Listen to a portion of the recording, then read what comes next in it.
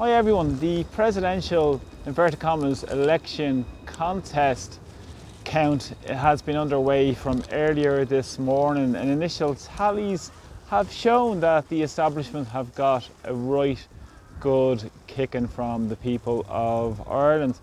We're heading for probably a record low voter turnout and a record amount of spoil the votes ever seen in any election in Ireland. So it's a big, massive statement from the people of Ireland standing up for Irish democracy today.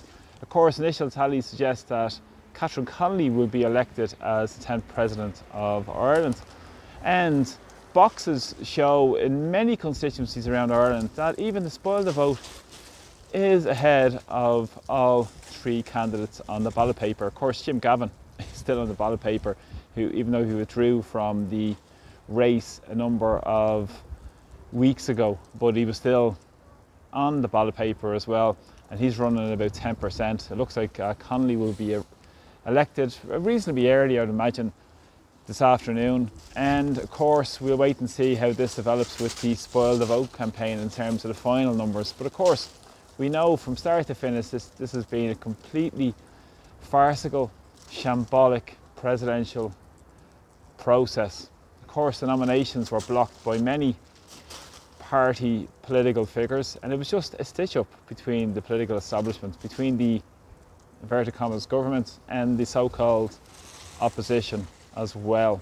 Just closed ranks and prevented many other people from getting on the ballot paper. And of course, this has been always the way since the Irish Constitution and back in 1937 in terms of looking for a nomination process of 20 members of the Oireachtas and 4 local authorities, despite the 1997 all-party Oireachtas committee deciding that this process should be relaxed significantly to allow more people to be on the nomination paper and the ballot paper for the presidential election. But of course, there was a number of High Court challenges taken with the constitutionality of using the whip. But we know that the High Court judges went back on what their initial claims and remarks were in the last number of days about the constitutionality of that, to say the whip predated the Constitution.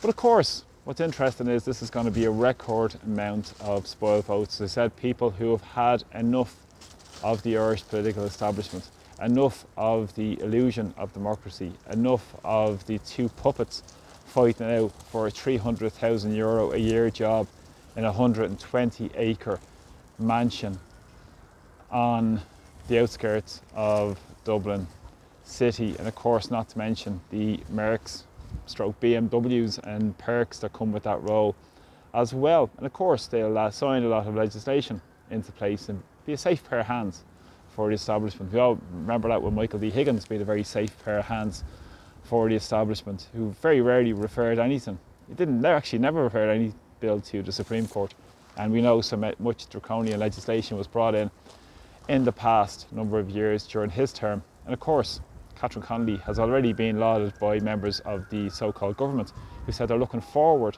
to working with Catherine Connolly.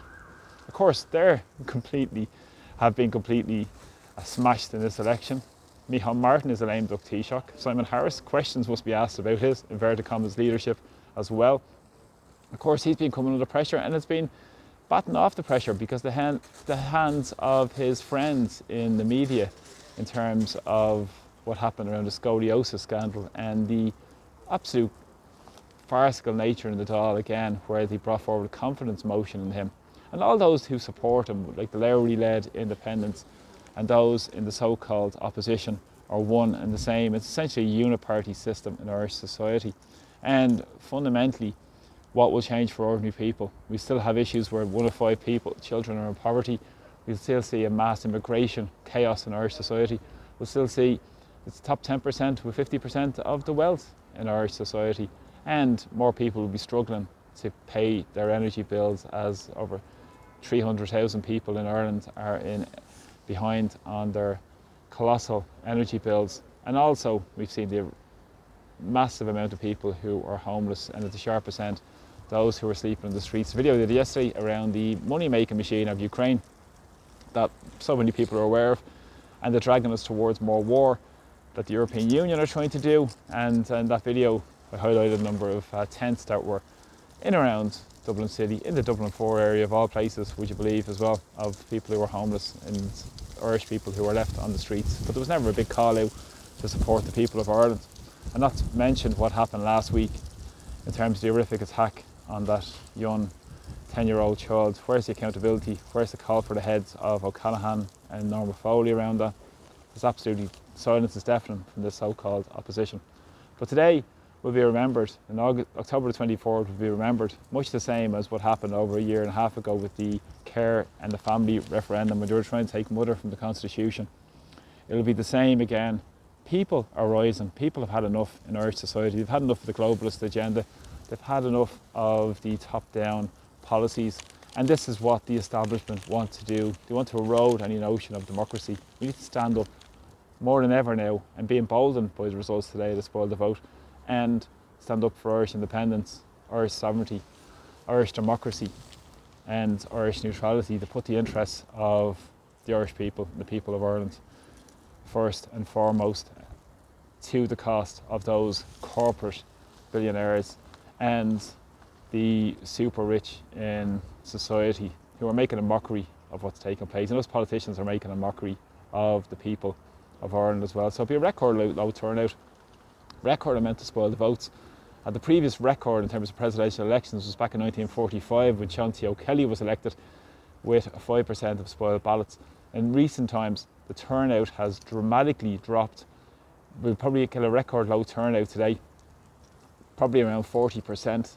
In 2018, it was just short of 44% when Michael D. Higgins was elected, with 1% spoiled votes. And in the previous elections going back, it was hovering around the 1% mark in presidential elections. And even when you go across the spectrum, I think the most recent European election, there was 3% spoiled votes. But this will be a catastrophic blow to the establishment and will be noticed well beyond the shores of Ireland in terms of standing up for Irish democracy and standing up for the interests of our people. But of course, as I said, this political establishment will close ranks, will try and say this is really lessons must be learned. We'll listen to this, we'll move on, the people have spoken and all this nonsense, and try and move on as quick as possible. They won't bring forward referendums to the people because they know they will be roundly defeated, much the same on migration and many more issues. So it's up to all of us to keep using our voices, to speak out, to stand up and unite and stand up for the interests of the people of Ireland. So I really appreciate all your kind and generous support. Most recently, Paula, thanks so much for your kind support on buying me a coffee. I'm very grateful for your support.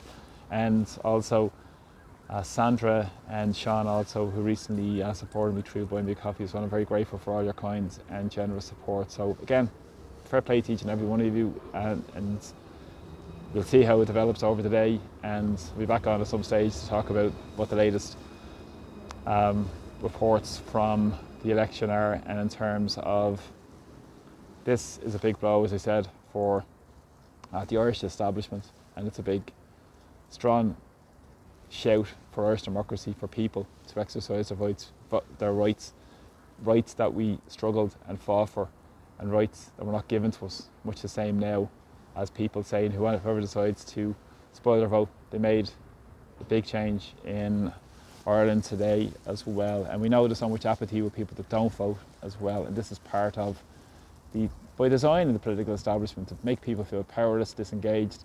And it's about time we take our power back. So God bless you all, and thanks so much. God bless. Take care. See you later. Slán go fóill.